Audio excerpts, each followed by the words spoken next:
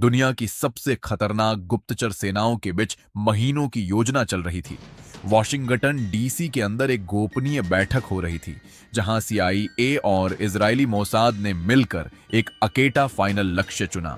Ayatollah Ali Khamenei, Iran के supreme leader, जो सालों से तेहरान के शक्तिशाली किले को नियंत्रित कर रहा था। मंदीलेब, सैटेलाइट तस्वीरें, ट्रैकिंग डेटा, ड्रोन फुटेज, हर छोटी छोटी सूचना को कंप्यूटर में मिलाकर एक सटीक सहमति सूची बनाई गई थी। लक्ष्य स्पष्ट था, गोपनीय ठिकानों पर हमला करके शासन की रीढ़ को तोड़ना। सबसे बड़ा सवाल यही था, वो कहां है?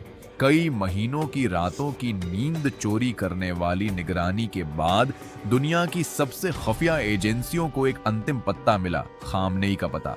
28 फरवरी 2026 की सुबह फकीर सी खामोशी थी।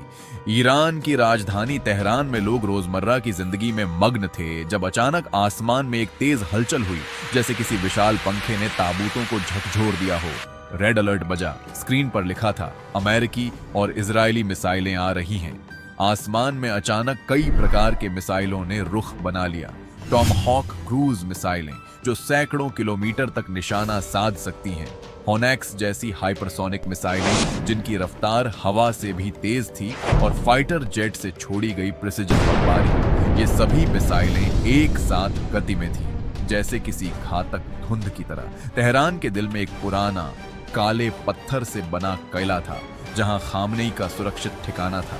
वहां सिर्फ वो ही नहीं था, उसके करीबी सलाहकार, परिवार के सदस्य और कुछ शीर्ष सुरक्षा कमांडर भी एक सतर्क बैठक में मौजूद थे।